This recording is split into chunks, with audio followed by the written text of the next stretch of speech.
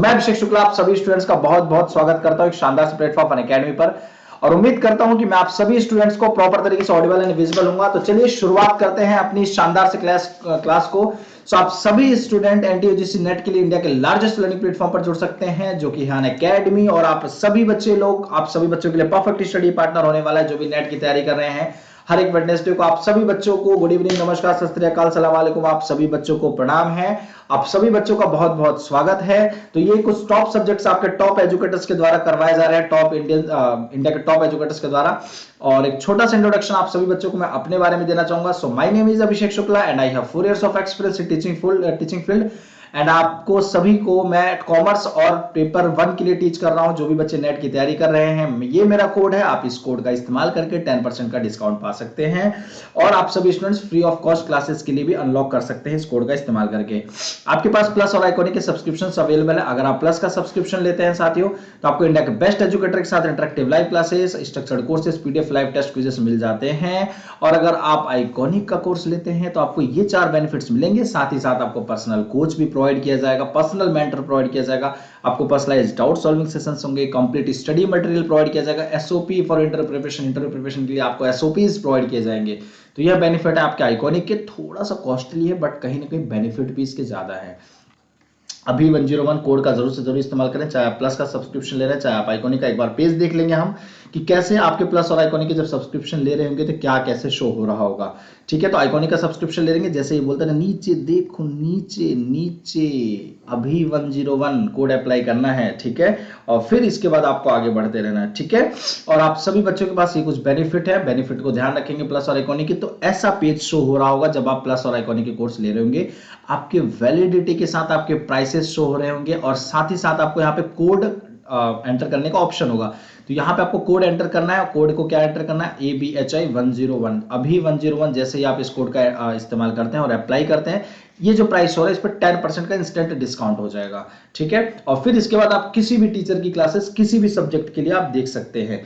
ठीक है, चाहे आप किसी भी उसके लिए किसी भी एग्जाम के लिए तैयारी करते हैं तो आप इस कोड का इस्तेमाल कर सकते हैं। तो ये कुछ रहे बेनिफिट्स आपके प्लस और आइकॉनिक के। तो देख सकते हैं आप सभी स्टूडेंट्स के लिए कुछ टॉप बैचेस स्टार्ट हो चुके हैं आपके टॉप एजुकेटर्स के द्वारा। तो आप इनको भी ज्वाइन करना ना भूलें। इनको देखने के लिए आप जरूर सब्सक्रिप्शन ले लें साथियों। आपके पास एक कंप्यूटर साइंस, कॉमर्स और आपके पास इकोनॉमिक्स और आपके पास ज्योग्राफी के लिए कुछ चैंपियनशिप टेस्ट हुए थे जिनको आपको ज्वाइन करना था। और आपके पास बक्स बाउंटी अवेलेबल है। अगर आपको कुछ भी कंटेंट इनएप्रोप्रिएट लगता है, अच्छा लगता है कि उचित नहीं है, तो आप वीडियो के अंदर तो आप क्लेम कर सकते हैं प्राइज के लिए कि आपको भाई ये इशू है, इस पर्टिकुलर इशू है, तो इस पर्टिकुलर इशू के लिए क्लेम कर सकते हैं। डिस्क्रिप्शन बॉक्स में आपको गूगल फॉर्म दिया गया, गूगल फॉर्म के थ्रू आपके पास बिल्कुल फ्री ऑफ कॉस्ट भी क्लासेस है पढ़ने के लिए, जो कि तैयारी बहुत अच्छे से कर सकते हैं। जो बच्चे अफोर्ड नहीं कर पा रहे हैं तो आपको वहां पे इंटरेक्टिव लाइव क्लासेस जो कि बिल्कुल फ्री होता है। हल लर्नर्स के लिए पोल, आपको क्वेश्चंस के लिए पोल्स दिए जाएंगे, आपको आंसर्स करने का टाइम दिया जाएगा, आपको हैंड रेज करके क्वेश्चंस पूछना है आप सभी बच्चे लोगों को। और आप सभी स्टूडेंट्स को कोई क्लास इसलिए मिस नहीं करना है। डेली लेक्चर नोट्स प्रोवाइड किए जा रहे हैं, कहीं भी कभी भी किसी भी डिवाइसेस में आप लोग एक्सेस कर सकते हैं। तो आप सभी बच्चों को राम राम, नमस्कार, सत श्री अकाल, सलाम वालेकुम है। आप सभी बच्चों को ये अपकमिंग स्पेशल्स, मतलब फ्री, स्पेशल का मतलब समझिए कि ये फ्री क्लासेस है। ठीक है, अब आपकी तैयारी 22 के लिए, अब आपकी जो दौड़ चल रही है वो 22 के लिए चल रही है। 22 के लिए अब हम लोग आप लोगों के लिए लग चुके हैं। तो 10 दिसंबर से बैच स्टार्ट हो गया है टॉप एजुकेटर के साथ, नवदीप कौर, नवीन शेख और आदित्य अनिरुद्ध आर्या मैम के साथ। और आपके पास लक्ष्य बैच भी स्टार्ट हो गया जो कि पेपर 1 के लिए है। तो आप इनको भी ज्वाइन कर सकते हैं, जो कि बहुत ही शानदार, जोरदार होने वाला है। ठीक है, तो आपकी कुछ क्वेश्चंस तो हो चुके हैं, कुछ क्वेश्चंस अब आपके बाकी हैं जो कि अब हम करने जा रहे हैं। ठीक है, तो जल्दी से फटाफट सारे स्टूडेंट जितने भी होंगे, उम्मीद करता हूं सभी ने क्लास ज्वाइन कर लिया होगा और आप सभी बच्चों को मैं प्रॉपर तरीके से ऑडिबल विजिबल हूंगा। और अब आप सभी बच्चों के लिए स्टार्ट करते हैं। चलिए, the way one interprets information around one self is, जिस तरह से कोई अपने आसपास की जानकारी की व्याख्या करता है वह क्या है? वो एक हमेशा नकारात्मक सोच का होगा बंदा, या फिर ऑलवेज वो पॉजिटिव होगा, हमेशा सकारात्मक होगा, या related to one's values, beliefs and past experiences के हिसाब से होगा, या आपको लगता है इसमें से कोई भी नहीं है? तो आपको क्या लगता है? जल्दी से फटाफट आंसर करेंगे भाई। चलिए, the way one interprets information around oneself is always negative, always positive, related to one's values, beliefs and past experiences। आप लोगों के लिए मैंने आप लोगों के लिए कोर्स भी लेके आ गया हूं। जो भी 2022 के लिए तैयारी कर रहे हैं, आपके पास बहुत ही बेहतरीन बैच लेके आ रहे हैं हम टॉप एजुकेटर्स मिलके आप सभी बच्चों के लिए, जिसमें कि मैं आपको टीच कर रहा हूँ हायर एजुकेशन। तो आप लोग जल्द से जल्द सब्सक्रिप्शन ले लें और आपकी पेपर 1 की तैयारी एक जगह पे कहीं भी जाने की जरूरत नहीं है। विद थ्योरी, कंप्लीट थ्योरी, ध्यान से समझिएगा, कंप्लीट थ्योरी के साथ आपका प्लस आपका एमसीक्यू, एक्सपेक्टेड एमसीक्यू होंगे, ध्यान रखिएगा, ठीक है। तो सी आपका बिल्कुल राइट आंसर हो जाएगा, क्या, related to one's values, beliefs and past experiences, ठीक है। तो ये ध्यान रखना है आपको, सी आपका बिल्कुल सही उत्तर हो जाएगा। चलिए नेक्स्ट क्वेश्चन की बात करते हैं। सुनना क्या है, सुनने का मतलब क्या होता है, आपको क्या लगता है सुनने का मतलब क्या है? Listening means may be a complex process involving many steps, it is always reflexive, it is a natural habit, या it is a physiological process occurring in a spontaneous manner। मतलब क्या समझना है, क्या एक जटिल प्रक्रिया हो सकती है जिसमें कई चरण शामिल हैं, या ये आपको लगता है, ये आपको लगता है कि रिफ्लेक्टिव होता है, एक तरीके का सुनना एक रिफ्लेक्शन है, ठीक है, या फिर ये लगता है कि एक प्राकृतिक, एक नेचुरल, एक हैबिट है जो कि सबके पास होती है, या फिर लगता है एक सहज तरीके से होने वाली एक शारीरिक प्रक्रिया है। चलिए तो फटाफट आंसर करेंगे, क्या होगा आपके क्वेश्चन का आंसर। और जितने भी बच्चे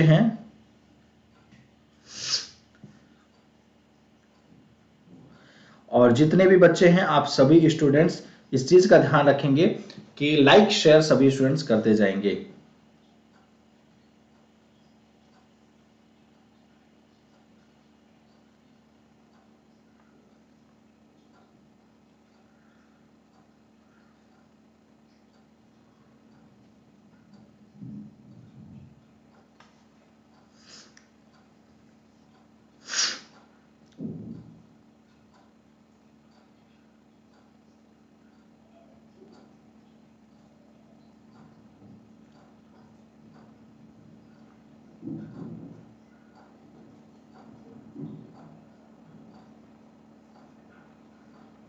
चलिए तो ए आपका बिल्कुल सही आंसर हो जाएगा, that is may be a complex process involving many steps.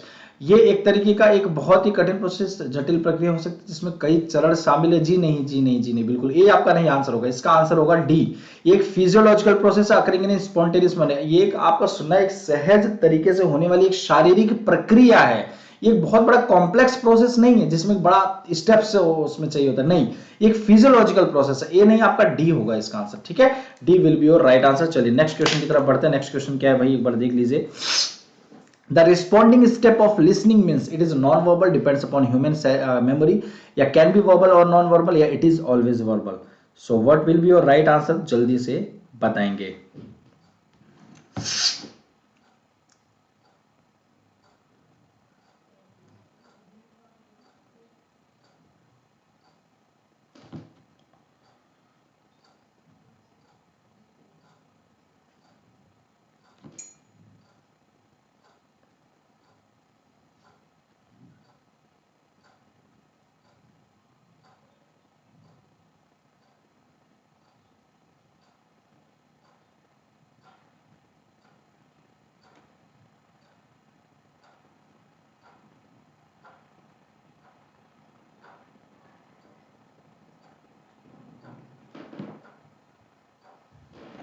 चलिए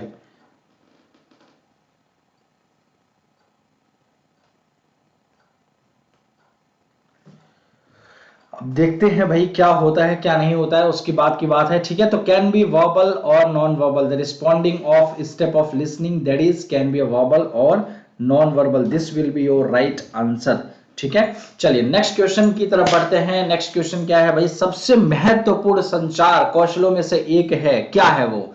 one of the most important communication skill के अंदर आपको क्या लगता है सबसे सबसे महत्वपूर्ण संचार है वो? एक्टिव लिसनिंग है, ऑब्जेक्टिव लिसनिंग है, पैसिव लिसनिंग है, या इनएक्टिव लिसनिंग है? आपको क्या लगता है कौन सा उचित आंसर होगा? आपको क्या लगता है भाई, जल्दी से फटाफट आंसर करेंगे सभी बच्चे लोग। सो जल्दी से फटाफट आ जाएंगे। एक बार मैं आप सभी बच्चों को इस चीज के ऊपर वीडियो जरूर बनाऊंगा, क्या मतलब आपका एग्जाम्स कब अब ये हो सकते हैं जो रिमूव कर दिया गया है ना, तो उसके लिए देखते हैं क्या होता है क्या नहीं। पर अभी इसका आंसर करें भाई, क्या होगा इसका answer? One of the most important communication skill, that is active listening, objective listening, passive listening, या इनएक्टिव लिसनिंग। सबसे महत्वपूर्ण संचार कौशलों में से एक है सक्रिय सुनना, उद्देश्य का सुनना, या निष्क्रिय सुनना, negative listening. Sorry passive listening, या फिर निष्क्रिय सुनना, इनएक्टिव, है ना। तो ए आपका वन ऑफ द सबसे इंपॉर्टेंट स्किल होता है कि एक्टिव लिसनिंग, ये सबसे बड़ा जरूरी है। आप खुद सोचिए, अगर आप पूरे कम्युनिकेशन कर रहे हैं, पूरे कम्युनिकेशन के अंदर अगर आपकी लिसनिंग वहां पे अच्छी एक्टिवली नहीं हुई, अगर आपकी लिसनिंग ही अच्छी नहीं हुई, तो क्या उस पूरे कम्युनिकेशन का मतलब निकलेगा। जैसे मैं आपको समझा रहा हूं, कोई भी चीज बता रहा हूं, अगर मैं आपको जो भी चीजें मैंने पढ़ाया, जो भी चीजें मैंने बताया, अगर आपने वो सुना नहीं, आपने समझा नहीं, तो क्या मेरे बताने का, क्या मेरे कम्युनिकेशन, कितनी भी बेहतरीन तरीके से मैंने कम्युनिकेशन की हो, कितने भी अच्छे से मैंने समझाया हो, कितने भी अच्छे से मैंने बताया हो, क्या उसका कोई फायदा हुआ, क्या उसका कोई मतलब हुआ। जी नहीं, बिल्कुल कोई मतलब नहीं हुआ। क्यों? क्योंकि वो आपने अच्छे से सुना ही नहीं। जो मैं चाहता था, जो मेरा मेन ऑब्जेक्टिव क्या है कि आप लोगों को जो मैं समझाऊं, जो मैं पढ़ाऊं, वो आप लोगों तक पहुंच सके और उस पर आप एनालाइज कर सको, उसका आप प्रॉपर फीडबैक दे सको। लेकिन जब वहां पे एक्टिव लिसनिंग ही नहीं होगी, तो उसका मतलब क्या हुआ। तो इसलिए कम्युनिकेशन स्किल के अंदर सबसे ज्यादा जो मोस्ट इंपोर्टेंट पार्ट होता है वो होता है एक्टिव लिसनिंग का, कि एक्टिव लिसनिंग वहां पे होना बहुत जरूरी है।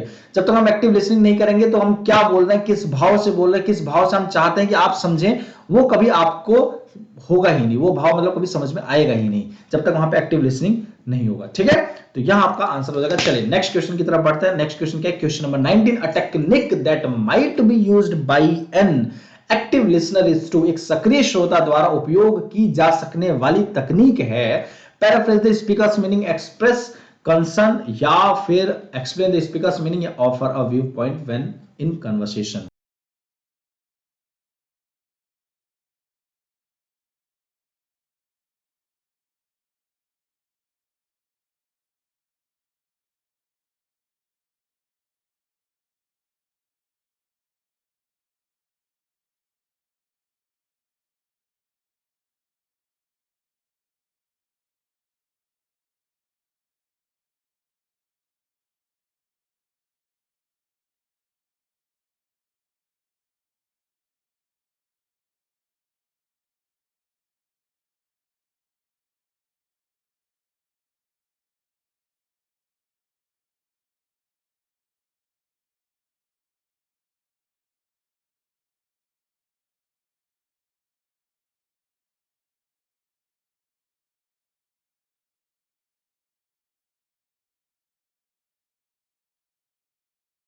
चलिए, तो ए आपका बिल्कुल सही आंसर हो जाएगा। That is paraphrase the speaker's meaning, the technique that might be used by an active listener is to, एक सक्रिय श्रोता द्वारा उपयोग की जा सकने वाली तकनीक है स्पीकर के अर्थ को स्पष्ट करना। ठीक है, उसको स्पष्टली तरीके से बताना। ठीक है, तो यहां आपका बिल्कुल सही आंसर हो जाएगा। चलिए नेक्स्ट क्वेश्चन।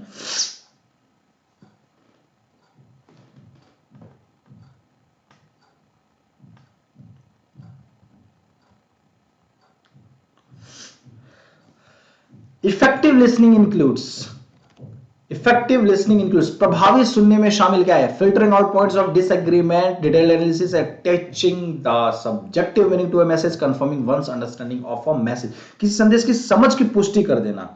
ठीक है,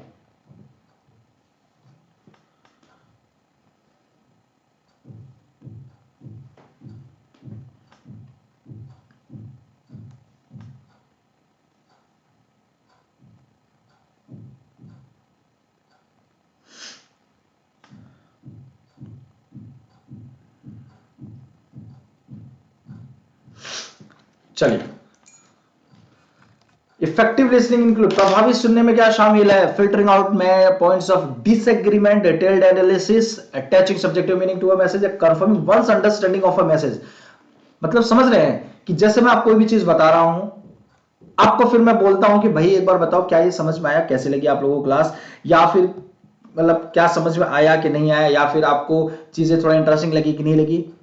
तो इसका मतलब ये है कि आप जब कमेंट करके बताते हैं यस सर मुझे बहुत अच्छे से समझ में आ गया, यस सर मुझे बहुत अच्छे से चीजों को समझ में आ गया, पॉइंट पॉइंट समझ में आ गया, तो इसका मतलब मैं क्या समझूंगा कि आप एक तरीके की जो मुझे एक तरीके कंफर्म कर रहे हैं कि whatever I have told you that all thing that everything has been understandable for you all, आप सभी बच्चों के लिए वो समझ में आ गया है। ठीक है, वो सभी सारी चीजें क्लियर हो गई हैं।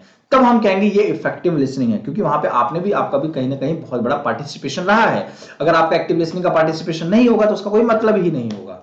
ठीक है, तो यहां आपका इफेक्टिव लिसनिंग का मतलब हुआ। ठीक है, चलिए नेक्स्ट क्वेश्चन की तरफ बढ़ते हैं। शरीर की गतिविधियों के वर्गीकरण को क्या कहा जाता है? एम्बलम्स, नॉन वर्बल डिस्प्लेज या किनेसिक्स? तो जल्दी से फटाफट बताएंगे।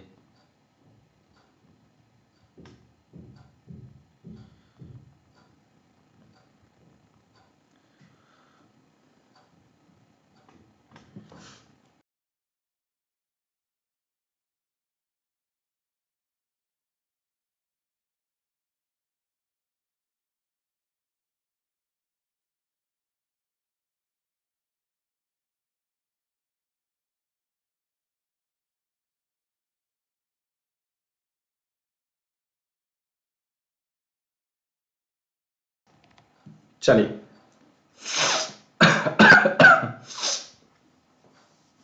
अ classification of body movements is called. शारीरिक की गतिविधियों के वर्गीकरण को क्या कहा जाता है? क्या कहा जाता है भाई, क्या कहा जाता है?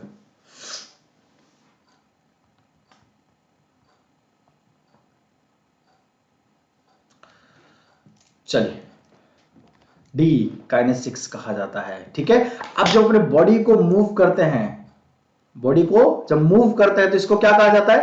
काइनेसिक्स कहा जाता है। क्लियर आप सभी बच्चों को, कोई दिक्कत तो नहीं?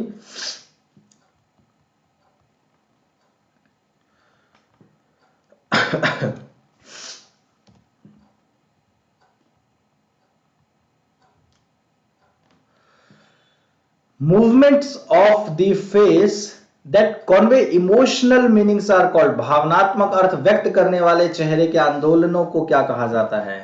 Emotional meanings are called displays, emblems, eye contact या फिर नन ऑफ द अबव?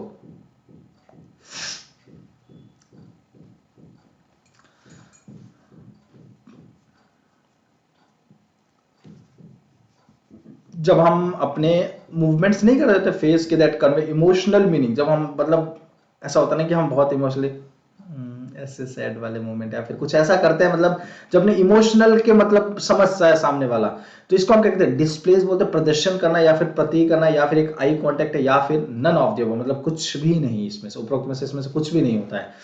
तो क्या लगता है आपको, कौन सा आपका सही उत्तर हो जाएगा? चलिए,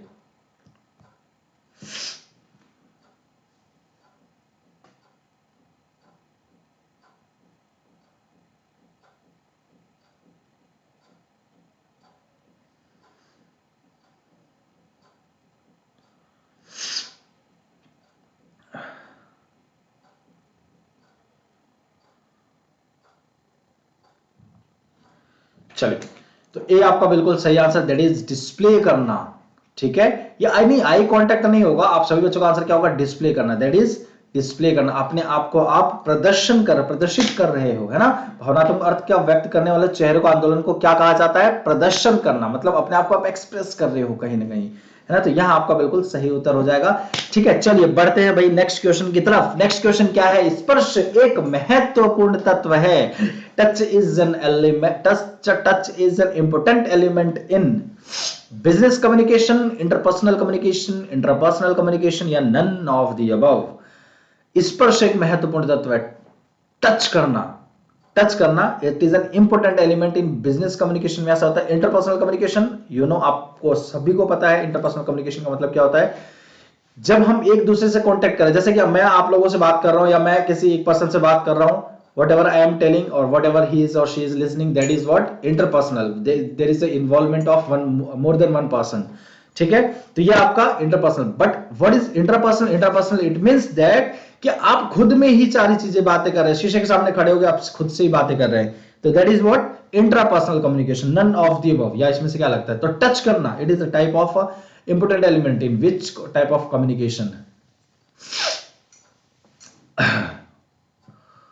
इंटरपर्सनल कम्युनिकेशन, क्योंकि आप सिंपल सी बात है, टच, आप किसी को टच करो तो there is involvement of more than one person, that is definitely, I have already told you, that is interpersonal communication. So इसका मतलब भी क्या होगा? इंटरपर्सनल कम्युनिकेशन होगा। ऑब्वियसली इंटरपर्सनल कम्युनिकेशन में कहां से आप होगा है ना, तो वो आपका बिल्कुल सही उत्तर हो जाएगा। चलिए नेक्स्ट क्वेश्चन की तरफ चलते हैं। Question number next 24, which of the following is a less important in the context of effective communication? प्रभावी संचार के संदर्भ में निम्नलिखित में से कौन कम महत्वपूर्ण है? Total control over language, good vocabulary, attractive personality of the speakers, वक्ता का आकर्षक व्यक्तित्व, या total control on the content to be transaction, या लेन देन की जाने वाली सामग्री पर कुल नियंत्रण हो। तो आपको क्या लगता है भाई? अच्छा, जितने भी बच्चे क्लासेस को ज्वाइन कर रहे होंगे सभी स्टूडेंट्स लाइक शेयर जरूर करते जाएंगे, ठीक है? जितने भी स्टूडेंट्स क्लासेस को ज्वाइन कर रहे होंगे सभी बच्चे लोग लाइक शेयर जरूर करते जाएंगे, कोई भी बच्चा स्किप नहीं करेगा, ठीक है? और जिन्होंने काफी दिनों बाद आप लोगों से मुलाकात हो रही है, क्योंकि अभी काफी दिनों तक क्लास नहीं हो पाई थी आपके बीच में, अब जो क्लास हो रही है वो कंटिन्यू बेसिस पे हो रही है, और आप सभी स्टूडेंट्स के लिए मैंने हायर एजुकेशन सिस्टम के लिए भी मतलब लॉन्च कर दिया है बैच, तो आप लोग कोई बच्चा स्किप ना करें, ठीक है? कोई बच्चा स्किप नहीं करेगा।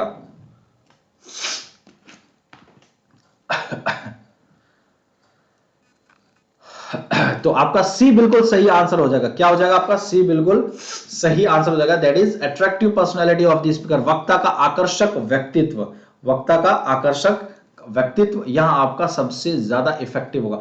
विच of the following is less important? आप जब इफेक्टिव कमर्शियल कम्युनिकेशन, अभी देखो इस क्वेश्चन को देखो 3 तरीके से पूछा गया था। इफेक्टिव कम्युनिकेशन क्या होता है?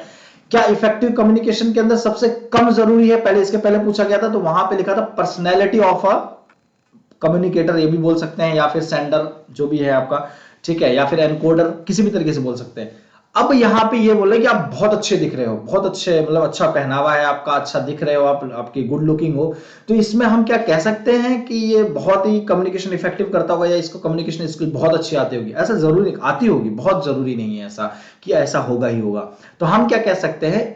पर्सनैलिटी डजंट मैटर, वहां पे कोई मैटर नहीं करता पर्सनैलिटी।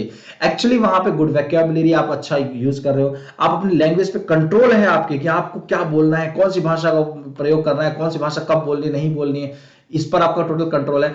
आप अपने कंटेंट जो भी आप ट्रांजैक्ट कर रहे हो, जो जनता चाहती है सुनना, कि आपको उनको क्या कंटेंट देना है, ट्रांजैक्शन का मतलब क्या है, देना है जो आपको कंटेंट, क्या आपको किस तरीके की उनकी भाषा लेनी है, कुछ चीजें नहीं लेनी है, क्योंकि कोई चीजें आप निकाल दोगे, क्या वो मान लीजिए आप गए, जैसे मोदी जी भाषण देते हैं, तो जो वो सुनते हैं और जो बोलते हैं, अगर वो सिर्फ दिखने में अच्छे, अभी हालांकि भाई स्मार्ट तो दिखते ही है हालांकि, है ना, अब वो अगर सिर्फ स्मार्टनेस गई और नेता में, अगर कोई नेता है, लीडर है, और उसको बोलना नहीं आ रहा हो ना, तो फिर वो कितना भी अच्छा लीडर हो, वो वहां पे फेल हो जाता है। तो कम से कम एक नेता ही तो होता है जो कि बोलना जानते हैं, है ना, तो ये बड़ा जरूरी होता है। तो उनकी पर्सनैलिटी हो ना हो, लेकिन बोलना अगर आता है तो आप नेता बन सकते हैं, ठीक है?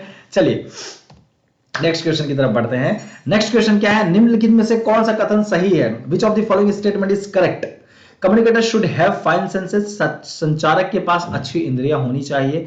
Communicator should have tolerance power, communicator should be soft spoken, या communicator should have good personality. संचारक के पास अच्छी इंद्रियां होनी चाहिए, संचारक के पास सहनशीलता शक्ति होनी चाहिए, कम्युनिकेटर मृदुभाषी होना चाहिए, या फिर कम्युनिकेटर का व्यक्तित्व अच्छा होना चाहिए। तो क्या लगता है भैया, क्या होना चाहिए, कैसा होना चाहिए? चलिए फटाफट आंसर करेंगे।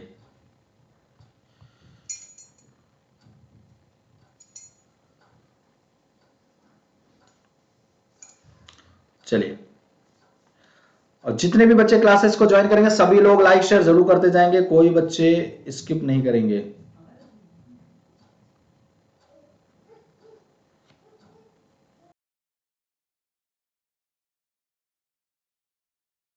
चलिए, तो ए आपका बिल्कुल सही उत्तर हो जाएगा। That is communicator should have fine senses, कम से कम उसके जो इंद्रियां हो वो एकदम अच्छे तरीके से एक्टिव हो, और वो एक्टिवली वर्क भी करे, वो भी बड़ा जरूरी है कि नहीं है? तो यहां आपके सबसे स्टेटमेंट करेक्ट होगा, यह कथन सबसे सही होगा।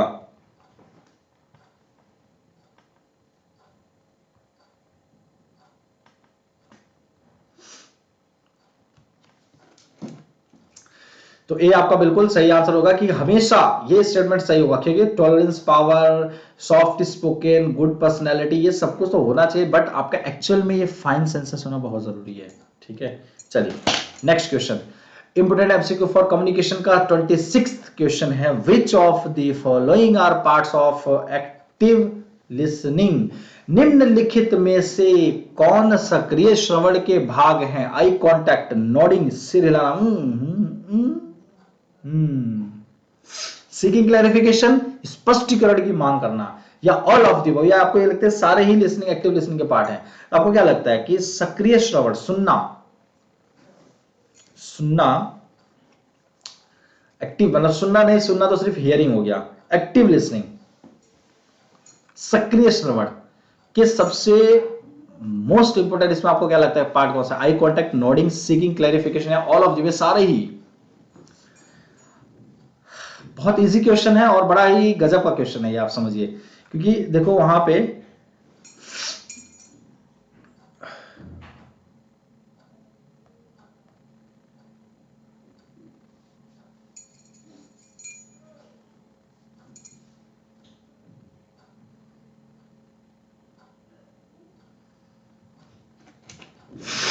चलो, तो डी आपका बिल्कुल सही उत्तर हो जाएगा, that is all of the above. Eye contact, हमेशा जब भी ध्यान रखिए, कोई भी बता रहा हो, कोई चीज सुना रहा हो, तो आप हमेशा उसको एकदम एक्टिव लिसनिंग का मतलब क्या होता है कि कहीं आपका ध्यान भटके ना इधर उधर। एक्टिव का मतलब आप you are totally active in regards of that particular person who is in front of you, तो आप उसके सामने एकदम आंखों में आंख डाल के एकदम ध्यान से सुन रहे हैं, और साथ ही साथ वो कुछ पूछ रहा है तो यस सर, नो सर, जो भी चीजें है, मतलब डायरेक्ट, मतलब आप सिर हिला के, मतलब जैसे भी बोल रहे हैं, या फिर बोल के, या फिर सिर हिला के, जैसे भी, मतलब उसको ये बिल्कुल ना फील हो कि आप इनएक्टिव हो, आप उसकी बातों को इग्नोर कर रहे हो, या आप उसकी बातों को ध्यान नहीं दे रहे हो, इसको बिल्कुल महसूस नहीं होना चाहिए। और जब भी वो कुछ पूछे, अच्छा मैंने इसके पहले क्या बताया, तो आप तुरंत उस चीज के लिए एकदम स्पष्ट कर सको चीजों को कि हाँ, कि आपने सर पहले ये बताया कि ऐसे ऐसे होता है और ये चीज ऐसे ऐसे होती है, तो इससे पता चलेगा that you are totally active, totally attentive in that particular person, आप उस पर्टिकुलर पर्सन के सामने एकदम पूरी तरीके से एक्टिव हो, तो ये बड़ा जरूरी होता है। ठीक है, तो ये सारे ही पार्ट्स आपके जरूरी होते हैं at the time of active listening. ठीक है, तो चलिए नेक्स्ट क्वेश्चन की तरफ बढ़ते हैं। क्वेश्चन नंबर 27, मूल्यांकन श्रवण तभी सफल होता है जब हम, evaluative listening is successful when we accurately distinguish stimuli in a message, एक संदेश में उत्तेजनाओं को सटीक रूप से अलग करें, infer the meaning of a message, एक संदेश के अर्थ का अनुमान लगा दें, या फिर critically assess the accuracy of fact stated in a message, एक संदेश में बताए गए तथ्यों की सटीकता का आलोचनात्मक मूल्यांकन करें, या फिर नन ऑफ द अबव, मतलब कुछ भी इसमें से लगता है यार ये कुछ भी नहीं है, सब वैसे ही है। अच्छा, नन ऑफ द अबव तो जल्दी बड़ा आंसर नहीं करते हैं बच्चे, है ना, लेकिन अगर यही ऑल ऑफ द अबव हो तो तुरंत नजर चला जाता है, अच्छा हाँ, क्योंकि उनको लगता है ना कि हाँ ये एक डोनेटिव टाइप की, डिनोटिव टाइप की कम्युनिकेशन हो रही है ना, यहाँ पे एक डिनोटिव टाइप की एक ऑब्जेक्ट कर रहा है बंदा, है ना। चलिए, तो फटाफट आंसर करेंगे, क्या होगा? चलिए,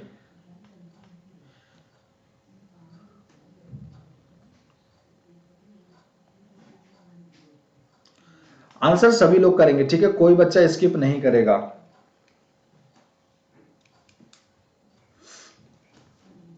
it is D, none of the above. इसीलिए मैंने बस इस क्वेश्चन में आप सभी बच्चों को यहाँ पे, और देखो हर जगह none of the above, none of the above बताया, लेकिन मैं कहीं भी नन ऑफ द अबव के बारे में नहीं बताया, लेकिन यहाँ पे क्यों बोला है नन ऑफ द अबव के बारे में? थोड़ा सा हिंट तो समझ लिया करे भाई। Evaluative listening is successful when we accurately distinguish stimuli in a message, infer the meaning of a message, critically assess the accuracy of facts stated in message, तो इसका answer none of the above. इनमें से कोई भी आपका evaluative listening के successful नहीं होगा। ठीक है, जब हम क्या करते हैं, इनमें से कुछ नहीं करते ऐसा। ठीक है, एक प्रभावी संचारक होगा यदि a one will be an effective communicator if one it is a humorous speaker, वह एक विनोदी वक्ता होना चाहिए, या फिर वह ऐतिहासिक प्रतिभा उसके पास होना चाहिए, या it is very clear about one who communicates what one communicates, क्या कोई क्या संचार करता है इसके बारे में बहुत स्पष्ट होना चाहिए, या कम्युनिकेट्स इन वंस मदर टंग, या किसी मातृभाषा में संचार करना चाहिए।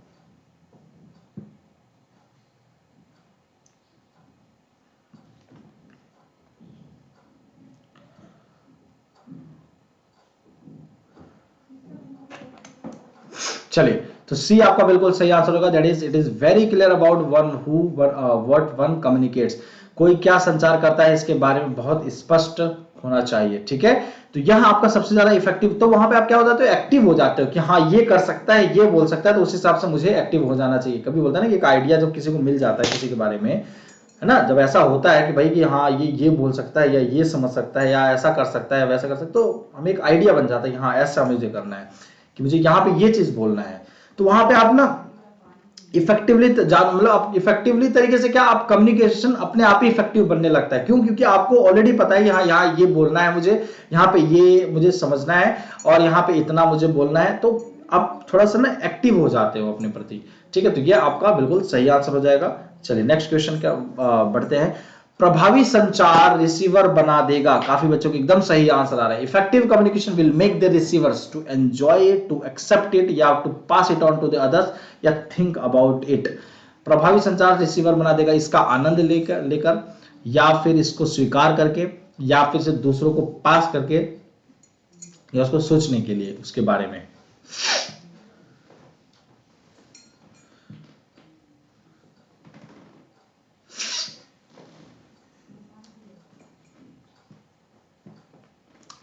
चलिए फटाफट आंसर करेंगे, क्या होगा?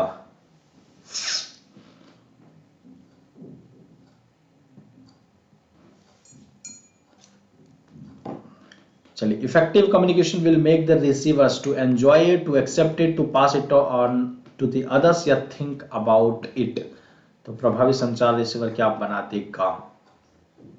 ओनली 2 सेकेंड्स बच्चों। अब आप सभी बच्चों के 2022 के लिए तैयारी के लिए एकदम तैयार हो जाए आप, क्योंकि दिसंबर हो रहा है खत्म, क्रिसमस आ रहा है शुरू, और शुरुआत हो रही है आपके 2022 की।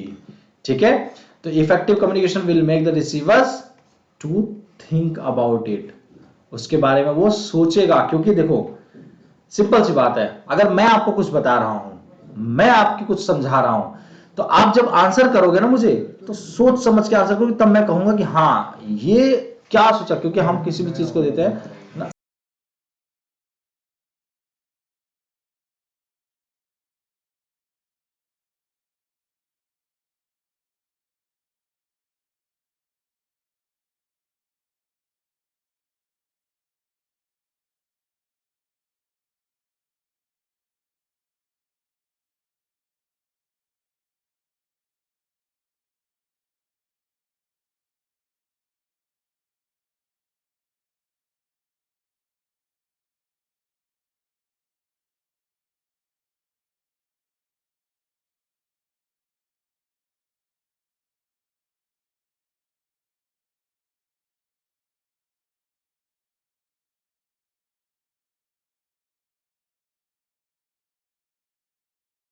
चलिए ठीक है, तो डी आपका बिल्कुल सही आंसर होगा। तो थिंक अबाउट इट, जब हम ये बोलते हैं ना कि हाँ चलो सोच रहा है, मतलब क्या कहीं ना कहीं आप उसको एनालाइज करो, आप उसके बारे में सोच कर बोल रहे हैं, तो आप इसका मतलब प्रॉपर फीडबैक देना चाह रहे हैं, तो वहां पे आप कहते हैं कम्युनिकेशन हमारा इफेक्टिव हुआ है, आपने अच्छे से उसको सुनने की कोशिश। जब इंटरव्यू में जाते हैं, इंटरव्यू में जाते जब आपसे सवाल पूछा जाता है ना, तो आप सोच समझ के अगर आंसर करते हो, तो इसका मतलब ये कि आप उसका पूरा ध्यान आपके ऊपर है, ऑब्वियसली ये समझेंगे।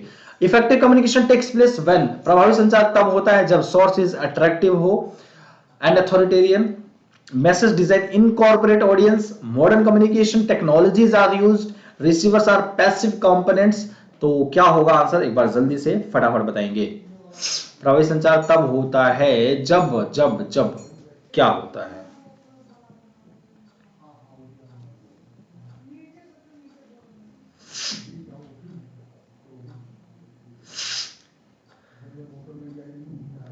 आप लोगों को न्यू ईयर गिफ्ट ना जल्दी मिल जाएगा। आपको न्यू ईयर गिफ्ट में क्या मिलेगा? आपको न्यू ईयर गिफ्ट में आपको क्या दे दिया जाए, बताए क्या क्या डिमांड है आप लोगों की? न्यू ईयर गिफ्ट में क्या क्या क्या दे दिया जाए, बताए। न्यू ईयर गिफ्ट में आपको एनटीए का रिजल्ट मिल रहा है, और क्या चाहिए भाई? एनटीए का रिजल्ट आप लोगों को मिल जाएगा, चलो ठीक है, एनटीए का रिजल्ट मिल जाएगा न्यू ईयर में। इससे बड़ा गिफ्ट क्या ही चाहिए आप लोगों को, है ना? अगर किसी को मतलब ऐसा हो जाएगा कि बच्चों डिमांड करेंगे सर न्यू ईयर की। अच्छा पहले के टाइम में क्या होता था, जब स्कूल टाइम में थे हाँ, आपको बताता हूँ थोड़ा सा, अगर न्यू ईयर की बातें हो ही रही है, तो बचपन में हम क्या करते थे, आप लोगों ने ग्रीटिंग कार्ड बनाया होगा, काफी ग्रीटिंग्स बनाए होंगे ना। मतलब चार्ट पेपर लेके आए या फिर एक ग्लास पेपर लेके आए, छोटा सा पेपर लेके आए, उसको हमने कट किया, कट करने के बाद मतलब उसमें से एक दिल ऐसे निकाला, दिल करके निकाला, दिल बनाने के बाद फिर हम बहुत सारे ग्रीटिंग बनाते थे, उसमें लिखते थे red is rose, sky is blue, oh my madam I love you, ऐसा लिखते थे। है ना, मतलब अपनी मैडम को पसंद करते हैं, मतलब ये दूसरे वे में मत ले जाना कोई भी, ठीक है। मतलब उसमें हम लिखते थे, मतलब अपनी पसंद होती थी, हाँ मैम, छोटे छोटे तो बच्चे होते थे, हम नन्हे मुन्ने से तो होते थे, है ना। Red is rose, sky is blue, मतलब ब्ला ब्ला करके लिखते थे, कुछ शायरियां लिखते थे कि आपके जैसा मैम कोई नहीं पढ़ाता, ना मैंने कभी किसी को देखा, आप ही एक ऐसे हमारे मैडम हैं जिससे हम सबसे ज्यादा खुश रहते हैं, सबसे ज्यादा मजा आता है आपकी क्लास में पढ़ने में, सर आप बहुत अच्छे हैं, सब मतलब अलग अलग तरीके के बच्चे होते थे, कितना पसंद करते थे, मतलब पहले के जमाने, मतलब पहले का अलग ही बचपन होता था, है ना। तो कोई गिफ्ट मिलता या ग्रीटिंग कार्ड, मतलब कोई ऐसा मतलब परचेज करने जाते थे, ग्रीटिंग कार्ड मिलता था, तो उसमें हम ओपन करते, उसमें हार्ट ऐसे हार्ट निकल के आता था बाहर, है ना। तो न्यू ईयर पे तरह तरह की ये गिफ्ट सिर्फ न्यू ईयर के ऊपर ग्रीटिंग निकलते थे, है कि नहीं है, न्यू ईयर पे आते थे। और वो ग्रीटिंग सबसे मजेदार तब होता था जो हम मतलब खुद ही अपने हाथों से बनाते थे, मतलब एक छोटा सा से कार्ड लिया, कार्ड के ऊपर कुछ ऐसा दिल सा बना देते थे और यहाँ लिख देते हैप्पी न्यू ईयर, ऐसे करके लिख देते थे, है ना। तो ये एक अपने में एक इंटरेस्टिंग चीज होता था बचपन का, एक ये अलग इंटरेस्टिंग चीजें होती थी उसमें, है कि नहीं। तो ये भी एक अलग ही अपना टाइम होता था, जो कि कभी वह टाइम वापस कभी नहीं आएगा। और कभी उसके अंदर मतलब पीछे जरूर कुछ ना कुछ एक दो शायरी तो जरूर लिखते थे, और सबसे ज्यादा यही लिखते थे जो मैंने आपको बोला है है ना, ये सबसे ज्यादा लिखते थे, मतलब सबसे इंटरेस्टिंग शायरी होती थी ये, और सबसे ज्यादा मिलता था। और क्या करते थे न्यू ईयर पे, और क्या करते थे न्यू ईयर पे, हालांकि विंटर वेकेशन विंटर वेकेशन पड़ जाता था आप लोगों का, लेकिन फिर भी इस चीज को कर देते थे, लेकिन करते थे लेकिन जरूर ग्रीटिंग कार्ड, मैंने भी बनाया ग्रीटिंग कार्ड, अपने फेवरेट टीचर्स को देते थे, फेवरेट मतलब बहुत सारे 4-5 ग्रीटिंग कार्ड बना के फेवरेट टीचर को देते थे, है कि नहीं है। तो बी आपका बिल्कुल सही answer, message design incorporates audience, effective communication takes place when, संदेश डिजाइन दर्शकों को शामिल करता है। आप किस तरीके से मैसेज को डिजाइन करते हैं कि कब आपको कैसे क्या बोलना है, जिस तरीके का डिजाइन होगा उतना ही ज्यादा आपका कम्युनिकेशन इफेक्टिव होगा, है ना।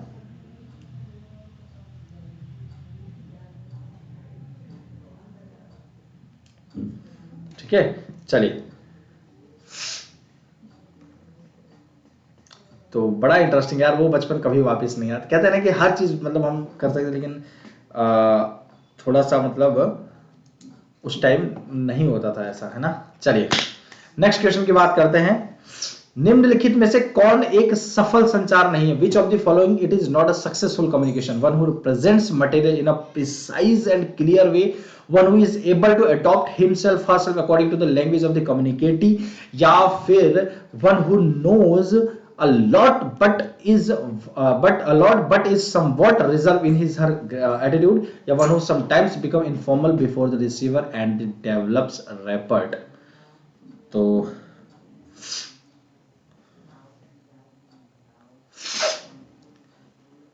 भाई सबका नाम लिया जाता है, सबका नाम लिया जाता है, आप काहे परेशान है आप लोग। निम्नलिखित में से कौन एक सफल संचार नहीं है, बताएं भैया।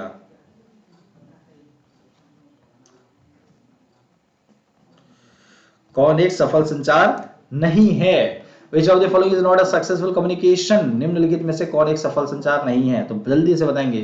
तो सामग्री को सटीक और स्पष्ट तरीके से प्रस्तुत करता है, तो सी आपका बिल्कुल सही उत्तर होगा, that is one who knows a lot but is somewhat reserve in his attitude, वह जो कभी कभी कभी कभी कभी मेरे दिल में ख्याल आता है कि आज मैं तो 50 क्वेश्चन करा देता हूँ, कि आज मैं तो 50 क्वेश्चन करा भी देता हूँ।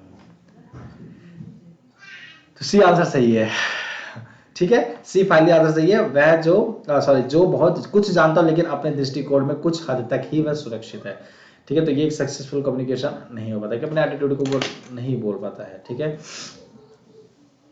अब जैसे मैं आपको इसका एग्जांपल देता हूं, क्या होता है, दो लोग थे, मतलब एक मेरा फ्रेंड ही था ऐसे समझिए, ठीक है, एक फ्रेंड ही था, मतलब ऐसा समझिए कि क्या हुआ था कि इंटरव्यू देने गए थे दोनों ही लोग, है ना।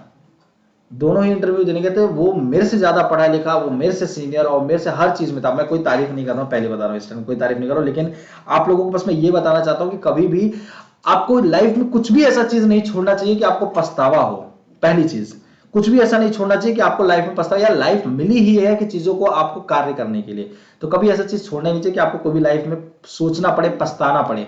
तो इसमें क्या हुआ था कि भाई गए इंटरव्यू देने के लिए एक ऑफिस में, तो अब वो मेरे से नॉलेजेबल था, हर चीज में मेरे था, लेकिन वो जब इंटरव्यू में पहुंचता है और जब मैं पहुंचता तो आप लोगों को पता है मैं आप लोगों से कितना बातें करता हूँ, कितना बोलता हूँ, सारी चीजें आपको पता है कि मैं, आपको लग गया होगा कि हाँ बहुत ओपन सर है, मतलब ओपनली सारी चीजें बोलते हैं। अब वो था कि वहां पे बहुत ज्यादा शर्माना, बहुत ज्यादा शाइनेस फील, जो पूछते थे बहुत मतलब उतना ज्यादा अपने आप को ओपन नहीं कर पाता था, मतलब अपने आप को पूरी तरीके से ओपन नहीं कर पाता था कि अपनी चीजों को बोले, है ना। और या उसको लेते थे अगर मैं ऐसा बोलूंगा तो क्या होगा, ऐसा बोलूंगा तो कहीं गलत ना बोल दूं, मतलब ये भी होता है ना कि कहीं ऐसा मैं बोल रहा हूँ, कहीं वो मेरे से ज्यादा एक्सपेक्ट करता है, कभी ऐसा होता है ना कि हम सामने वाले को इतना बड़ा समझ लेते हैं कि वो हम सोचते हैं कि ये हमसे कहीं कुछ ज्यादा एक्सपेक्ट करता है और हम ये बोलेंगे तो ये कम लगेगा, तो इसके वजह से वो मुझे समझेगा अरे यार इसको तो कुछ आता ही नहीं है। समझ रहे मैं क्या कह रहा हूं, कि हम सामने वाले को इतना बड़ा समझ लेते हैं कि अगर हमसे वो कुछ पूछता है तो हम सोचते हैं कि यार वो हमसे कुछ ज्यादा एक्सपेक्ट कर रहा है, क्योंकि मैं अगर कुछ बोलता हूं तो वह समझेगा कि अरे ये तो कम है, इसको कुछ आता है, तो उस चक्कर में वह वो भी नहीं बोलता है जो वह जानता है। इस चक्कर में वह क्या होता है कि सफा चट हो जाता है मैदान और नहीं हो पाता है फाइनली। इसलिए मैं आपको हमेशा बोलता हूं कि हमेशा जो आपको आता है, जितना आता है उतना आपको अपने लिए मतलब रखना चाहिए, अपनी बातें रखनी चाहिए, अपनी बातें बारे में बोलना चाहिए, जानना चाहिए, कुछ तो बोलिए, है ना। अब भाई वहां पे होता है ऐसी चीज, चलो ठीक है आगे बढ़ते हैं बात। अब होता क्या है अब होता क्या है,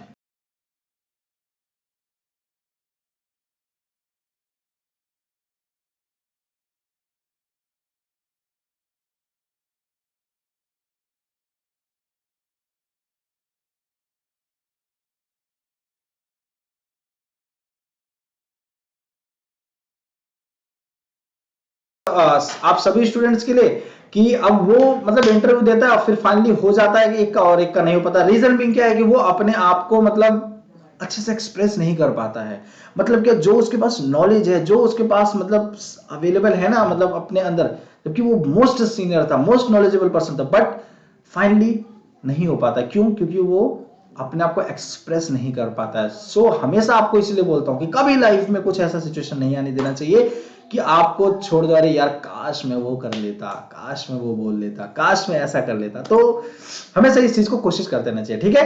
तो चलिए बढ़ते हैं आगे नेक्स्ट क्वेश्चन की तरफ। तो संचार का सबसे महत्वपूर्ण पहलू यानी सुनने में सुधार किया जा सकता है, सुनने में सुधार किया जा सकता है। The most important aspect of communication that is listening can be improved by, सुनने में सुधार किया जा सकता है। ऐसा कौन सा पार्ट आपको लगता है कि ये सबसे ज्यादा इंपॉर्टेंट है कि जिसको हम इंप्रूव कर सकते हैं? Making the attention fully paid, या making the communicated material novel, interesting और नीड बेस्ड। जैसे कभी कभी होता है ना कि हम नॉवेल पढ़ते हैं तो उससे काफी इंटरेस्टिंग होते हैं, इंटरेस्टिंग आता है उसमें, या इस तरीके का हमें कम्युनिकेशन रखना चाहिए। या making voice effective and impressive, मतलब हम बहुत ही इफेक्टिवली तरीके से बोल रहे हैं, इस तरीके से बोले कि सामने वाला इंप्रेस हो जाए और फिर अरे भाई आपके जैसा तो सुर नहीं, आपके जैसा तो किसी को मैंने बोलते हुए नहीं देखा, है ना, आप ही हैं जो, आप ही तो श्री कृष्ण है, मतलब जहां से फ्लूट के, मतलब श्री कृष्ण जी क्या फ्लूट बजाते हैं जैसा आप बजाते हैं, आपकी आवाज में वो मधुरता है कि जिसकी मिठास से एक मिठाई भी कम, उसकी मिठाई की मीठापन कम हो जाए, ऐसा इंप्रेशन रखना। तो या फिर सारी चीजें, तो बताइए क्या होगा आंसर आप सभी बच्चों का, जल्दी से फटाफट। संचार का सबसे महत्वपूर्ण पहले क्या होगा, यानी जो सुनने में सुधार किया जा सकता है, तो डी, ये सारी ही चीजें, सारी चीजों के अंदर सुधार किया जा सकता है। आप अपनी वॉइस को इफेक्टिव बना सकते हैं, बहुत तेज बोल रहे हैं तो उसको बहुत आराम से बोलना सीख सकते हैं, बहुत ही गड़बड़ करके मतलब जो मन में आ रहा वही बोल देना, तो उसको थोड़ा सा आप इंप्रेशन उसमें बना सकते हैं, मतलब इंप्रेसिव वे में बोल सकते हैं। तो ये बहुत जरूरी है, एक किसी भी चीज को समझाने के लिए, बताने के लिए आप उसको फैक्चुअल ना कह के या फिर थ्योरी ना कह के उसको एक स्टोरी वाइज, एक नॉवेल तरीके से आप उसको बता सकते हैं, कि उससे क्या होगा, सामने वाले का इंटरेस्ट बन जाता है सुनने के लिए, है कि नहीं है। तो ये बड़ा जरूरी होता है, ठीक है। चलिए नेक्स्ट क्वेश्चन की तरफ बढ़ते हैं। क्वेश्चन नंबर 33, संचार की प्रक्रिया को माध्यम किस माध्यम से बढ़ाया जाता है? The process of communication is enhanced through belongingness, संबंधितता, या security and freedom to make choices, या information of meeting and avoidance of pressure, या all of the above. So क्या होगा आंसर, या ये उपरोक्त सभी आप कह लें। सो कौन सा आपको लगता है कि उचित उत्तर होगा, तो फटाफट आंसर करेंगे। चलिए, the process of communication is enhanced through, संचार की प्रक्रिया को किसके माध्यम से बढ़ाया जा सकता है?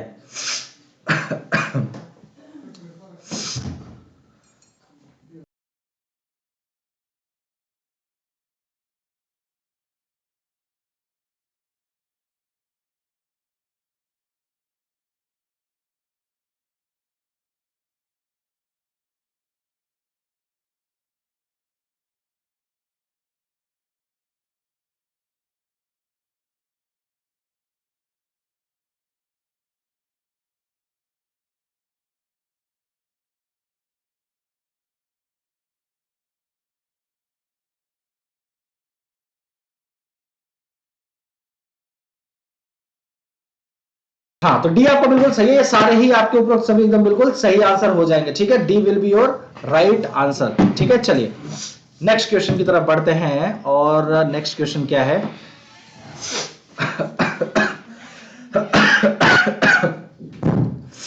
Which of the following can help the most in enhancing the effectiveness of active listening? आपका यहां बिल्कुल क्या सही आंसर होगा? निम्नलिखित में से कौन सक्रिय श्रवण, कहां गया यार, श्रवण प्रभावशीलता को बढ़ाने में सबसे अधिक मदद कर सकता है? Developing apathy with the sender, developing a system to minimize the noise in the area, या फिर paying attention to the body language of a sender.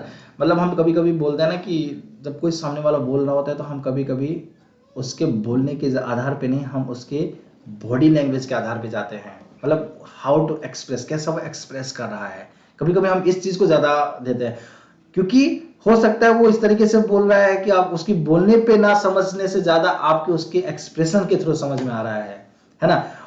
अब आप खुद सोचिए, बोल रहा है वो कुछ और, एक्सप्रेस कर रहा है कुछ और आप समझ रहे हैं कुछ और, तो ना उसके बोलने का कोई मतलब निकलेगा, ना उसके एक्सप्रेस करने का कोई मतलब निकलेगा, ना आपके कोई समझने का मतलब निकलेगा। तो इसलिए हमेशा कोशिश करते रहना चाहिए इस चीज को कि हाँ, आपको अगर उसके बोलने पे नहीं समझ आ रहा तो आप उसके उस पे चले जाओ कि वो कैसे एक्सप्रेस कर रहा है खुद को, है कि नहीं। तो डी आपका बिल्कुल सही है, developing apathy with the centre. Empathy जानते हैं? एम्पैथी मैंने बार बार बताया, एम्पैथी और sympathy, this is the difference between सहानुभूति या परानुभूति।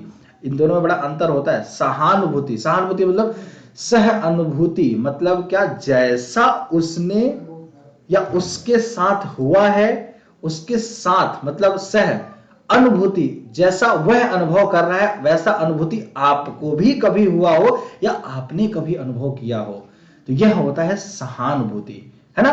मतलब सह, उसके साथ के जैसे जैसे अनुभूति हो। आपको चोट लगी, आपको चल रहे हैं, मतलब उसमें मतलब रोड पे चल रहे हैं, आपके साथ साथ वो चल रहा है, ब्रेकर आया, ईंट से चोट लगी, वो बैठ के अरे मेरा पांव दर्द कर रहा है, तो क्या है, आप ये सोचेंगे अरे यार एक दिन मैं भी ऐसे गिरा था, मेरे को दर्द हो रहा है। वो ज्यादा आपके दर्द को समझ पाएगा, क्यों? क्योंकि उसके साथ भी सेम अनुभूति, सेम एक्सपीरियंस हुआ है ऐसा। That is the empathy.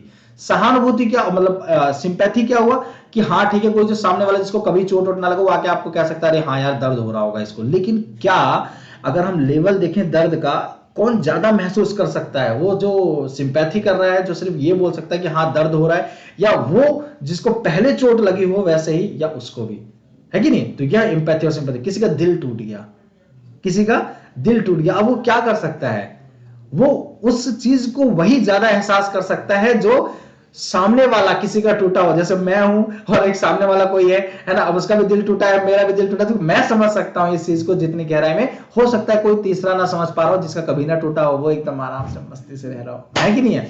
तो यहां आपका बिल्कुल सही उत्तर होगा। इसलिए हमेशा ना चीजों को एम्पैथी वे में समझना चाहिए, इसलिए हमेशा कोशिश करना चाहिए, भले से कहीं कहीं हुआ ना हो, लेकिन एम्पैथी एक अलग ही लेवल होता है। वहां पे आपको सिंपैथी का नेक्स्ट लेवल, एक सीढ़ी ऊपर चढ़ते हैं तो एम्पैथी का लेवल स्टार्ट होता है। ठीक है, चलो बढ़ते हैं नेक्स्ट क्वेश्चन की तरफ, ज्यादा बता दिया, आगे बढ़ते हैं। निम्नलिखित में से कौन सा कथन संचार से संबंधित नहीं है? Which of the following statement is not connected with the संचार, कम्युनिकेशन। ठीक है, मीडियम इज द मैसेज, माध्यम एक संदेश है, या the world is an electronic ओगन, दुनिया के इलेक्ट्रॉनिक ओगन है, या फिर इंफॉर्मेशन इज द पावर, या टेलीपैथी इज द टेक्नोलॉजी। तो बताएंगे फटाफट क्या होता है आंसर। आप लोगों की इजाजत पे, दर्शकों की इजाजत पे आप चाहेंगे कि मैं पानी पी लूं भाई, लेकिन आप लोग पढ़ा के तभी पानी पिया जाएगा, कोई दिक्कत नहीं, पहले पढ़ा लिया जाए फिर पानी पिया जाएगा, ठीक है।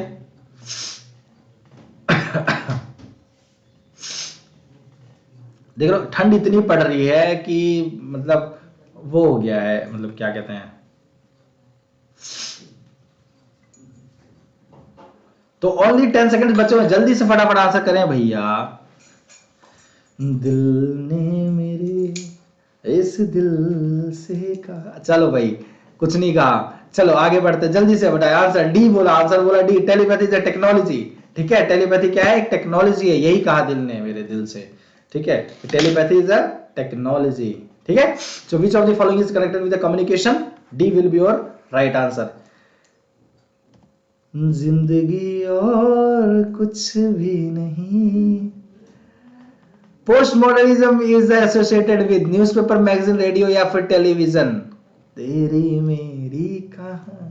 उत्तर आधुनिकतावाद का संबंध किससे है? समाचार पत्र, पत्रिकाएं या फिर रेडियो या फिर टेलीविजन, टीवी।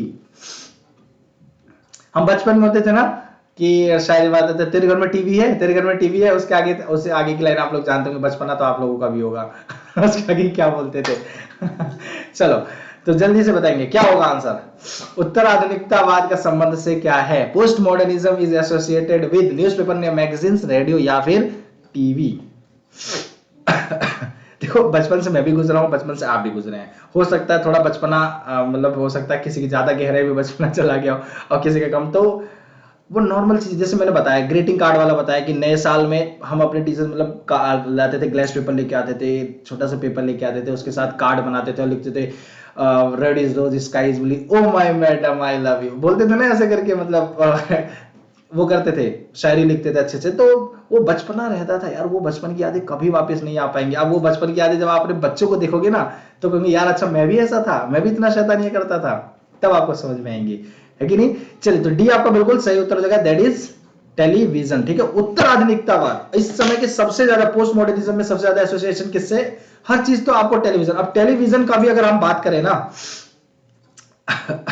अब टेलीविजन के भी अगर आगे हम बात करें, अगर एक और ऑप्शन दे दिया जाए तो यहाँ पे मोबाइल फोन या इंटरनेट दे दिया। मोबाइल फोन, मोबाइल फोन क्या है कि अब आपका चाहे न्यूज हो, चाहे वो आपका मूवीज हो, चाहे वो वेब सीरीज हो, चाहे कुछ भी हो, कुछ भी हो, आपकी ये सारी चीजें सारी चीजें आपको मोबाइल पे ही मिल जानी है, मोबाइल पे सारी चीजें दिख जानी है ना। तो अब तो मुझे लगता है उत्तर आधुनिकतावाद में सब पोस्ट मॉडर्निज्म के अंदर सबसे मोस्ट अगर इंपोर्टेंट रोल प्ले कर रहा है तो वो आपका फोन है, मोबाइल फोन है ना। इससे बड़ा कोई कुछ है ही नहीं मुझे लगता है। एक दिन अगर मोबाइल ना रहे तो लोग, अरे भाई साहब सांस चली गई, सांस ले लो भगवान जी, लेकिन मोबाइल मत लो, मोबाइल नहीं खोना चाहिए, मोबाइल नहीं गिरना चाहिए। मोबाइल भी, लेकिन इंटरनेट तो होना ही चाहिए। इंटरनेट नहीं है तो मोबाइल ना डब्बा है, डब्बा, कुछ मतलब नहीं रहता कि क्या हो रहा है क्या नहीं, मतलब वो डब्बे के बराबर है अगर मोबाइल है और उसमें इंटरनेट नहीं है तो, है कि नहीं। तो यह बड़ा जरूरी होता है कि मोबाइल होना, उसके साथ इंटरनेट होना। और अगर at the point of time पे कुछ आप मतलब वॉच कर रहे हैं, गेम खेल रहे हो, और at the point of time आपका जीबी खत्म हो गया, आहा, और आपके अकाउंट में इतने पैसे नहीं है, और रात का टाइम 1 बज रहा है और आपके अकाउंट में इतने पैसे नहीं है कि आप उसको जीबी का रिचार्ज करके कंटिन्यू कर सको, उस दिन का जो दुख होता है वो दुख शायद वो बच्चा ही समझ सकता है जिसके साथ ऐसा हुआ हो, है कि नहीं है। और किसी को कॉल भी नहीं कर सकते रात के, भाई यार 11 रुपए वाला रिचार्ज कर देना। तो ऐसा होता है। ठीक है, चलो, in communication the language is the non verbal code, the verbal code या द सिंबॉलिक कोड या द आइकॉनिक कोड, प्रतिष्ठित कोड, आइकॉनिक कोड। संचार में भाषा क्या है?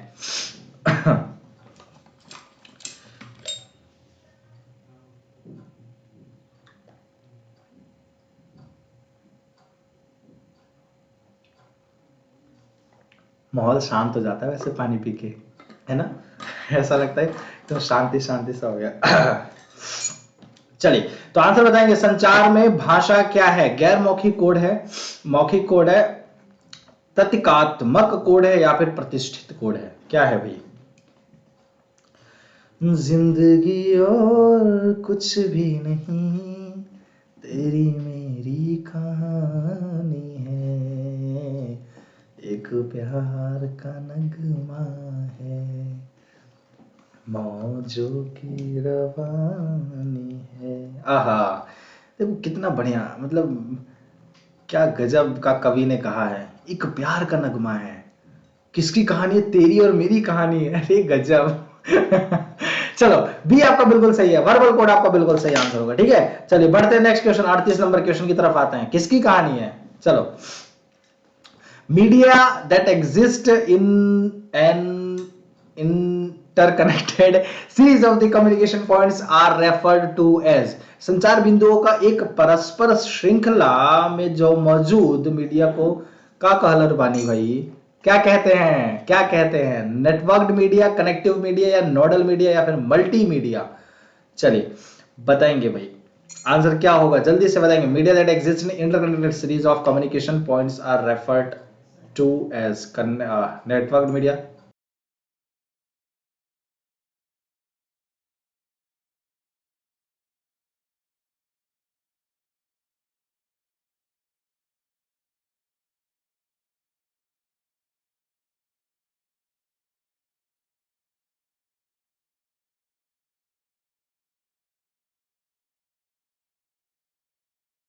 चलिए, तो media that exist in an integrated series of communication points are referred to as the networked media. ठीक है, there is a interconnection of this series of communication, that is why this answer is the networked media. ठीक है, तो ये आपका बिल्कुल सही उत्तर हो जाएगा। चलिए नेक्स्ट क्वेश्चन, व्यक्तिगत डायरी में लिखना या अन्यथा अपने विचारों और भावनाओं को रिकॉर्ड करना, इसके उदाहरण क्या है?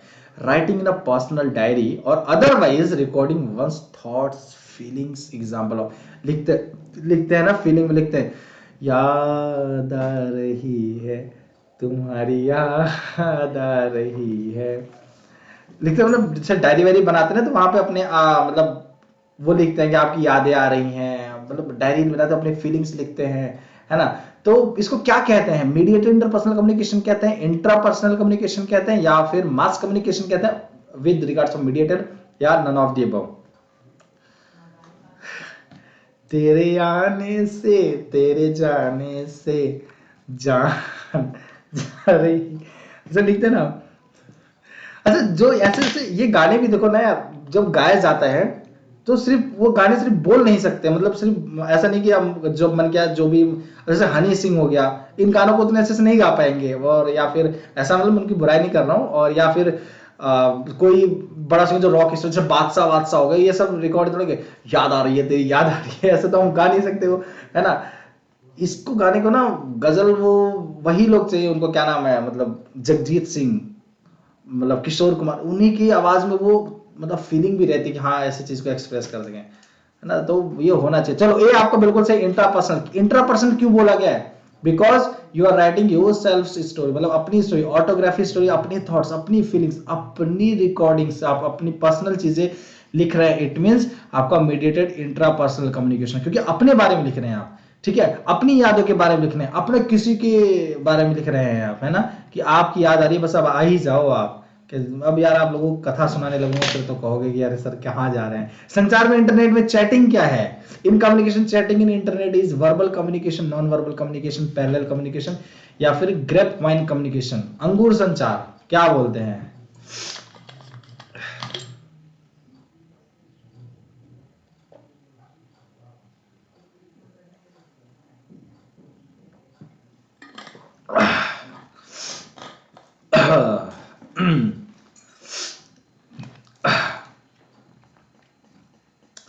चलिए, तो जल्दी से बताएंगे क्या होगा आंसर।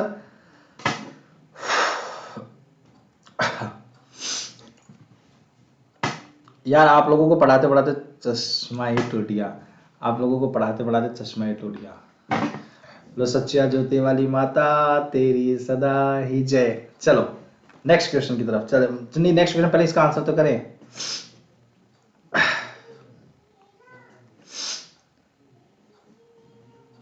चलो, ए आपका बिल्कुल सही उत्तर, verbal communication, communication chatting internet is a communication. जैसे कि आप लोग व्हाट्सएप यूज कर रहे हो, या फिर आप कोई भी फेसबुक या फिर कोई भी सोशल साइट यूज कर रहे हो, it is what a type of a verbal communication, ये एक तरीके का वर्बल कम्युनिकेशन है। ठीक है, आप एक वर्बली तरीके से आप मौखिक संचार कर रहे हो वहां पे। ठीक है, तो यहाँ आपका बिल्कुल सही उत्तर हो जाएगा। ठीक है, और आप लोगों के लिए देखना, मैं जल्दी जाऊंगा फिर से वैष्णो देवी, और फिर आप लोगों के लिए विश करके आऊंगा। ठीक है, और कौन कौन चलना चाहेगा? चलिए, तो आज के लिए इतना ही करते हैं, या और कर लिया जाए क्वेश्चन? चलिए, आज के लिए इतना ही करते हैं, बाकी क्या हम नेक्स्ट क्लास में करेंगे क्वेश्चन। किसी भी प्रकार का कोई भी प्रश्न अगर आपके दिमाग के अंदर उत्पन्न हो रहा है तो आप यहाँ पे प्रस्तुत कर सकते हैं, आपके प्रश्न का जरूर से जरूर जवाब उत्तर दिया जाएगा। किसी भी प्रकार का कोई क्वेश्चन होता है, ठीक है गाइस, तो आप सभी बच्चों को कोई भी क्वेश्चन होता है तो पूछ सकते हैं, कमेंट बॉक्स में कमेंट करके जरूर आप लोगों को आंसर्स किए जाएंगे। इस कोड का जरूर से जरूर इस्तेमाल करना जिससे आपको 10% का डिस्काउंट मिल सके गाइस, और आप सभी बच्चे लोगों को इस कोड का इस्तेमाल वहां भी कर सकते हैं जहां पे आपको फ्री प्लान अनलॉक करना हो। जहां पे आपको फ्री प्लान मतलब क्या, अब बिल्कुल फ्री ऑफ कॉस्ट आपको पढ़ना है, बिल्कुल फ्री ऑफ कॉस्ट पढ़ना हो तो भी आप इस कोड का इस्तेमाल कर सकते हैं, और आप हर एक एजुकेटर की क्लास देख सकते हैं, हर एक एजुकेटर्स की क्लास देख सकते हैं, हर एक एजुकेटर की क्लास किसी भी सब्जेक्ट के लिए, आप किसी भी कैटेगरी में अगर आप पढ़ाई कर रहे हैं, ठीक है, तो आप अभी 101 इस कोड का इस्तेमाल करेंगे और फिर आप यूज कर सकते हैं। क्लियर है? आप सभी बच्चों को एकदम फ्रीली पढ़ सकते हैं पेपर 1 पेपर 2 के लिए। ठीक है, ठीक है, ठीक है, ठीक है। चलो, तो आपका यहाँ बिल्कुल सही आंसर नहीं कोड हो जाएगा। ठीक है, तो आप सभी बच्चों का दिल से बहुत बहुत धन्यवाद, और आप सभी स्टूडेंट सब्सक्राइब कर देंगे चैनल को जिन्होंने अभी तक सब्सक्राइब नहीं किया है, और आप सभी बच्चे ये घंटे को दबा के इसका एक बार बेल बजाएंगे, आपको डायरेक्ट माता रानी का दर्शन हो जाएगा। मतलब माता रानी के क्या मतलब, भगवान के भी दर्शन होंगे, मतलब कहने का ये कि सारे टीचर्स के दर्शन होंगे आपको। गुरु भी तो भगवान का रूप होते हैं, है ना। तो घंटे बजाने से तो आप लोग नोटिफिकेशन आ रहा है, इसका मतलब प्रकट हो रहे हैं आपके सामने भगवान लोग, है ना। तो आपको यहाँ पे पीडीएफ नोट सारी चीजें प्रोवाइड की जाती है, इसलिए आप लोग ज्यादा से ज्यादा नंबर्स में करें। ध्यान रखेंगे आपके एक लाइक, आपके एक शेयर से हो सकता है किसी का जेआरएफ क्रैक हो जाए, है ना। तो आप लोग जरूर कर देंगे, तो लाइक शेयर करना नहीं भूलना है। तो आप सभी बच्चे लोगों का दिल से बहुत बहुत धन्यवाद। स्वस्थ रहिए, मस्त रहिए, व्यस्त रहिए, हंसते रहिए, मुस्कुराते रहिए, एक प्यारे से स्माइल के साथ पढ़ाई करते रहें। मिलते हैं एक शानदार से, एक छोटे से प्यारे से फिर से एक क्लास पर छोटे से ब्रेक के बाद। ठीक है, बाकी आप लोग एकदम जाइए थोड़ा सा रजाई के अंदर, और फिर इसके बाद थोड़ा सा गुल्लू गुल्लू करिए, और फिर इसके बाद एक नींद मार के फिर से आइए, फिर मिलेंगे आपको नेक्स्ट क्लास में। ठीक है, थैंक यू सो मच। आप सभी बच्चों का दिल से बहुत बहुत धन्यवाद। Thank you so much, take care, जय हिंद।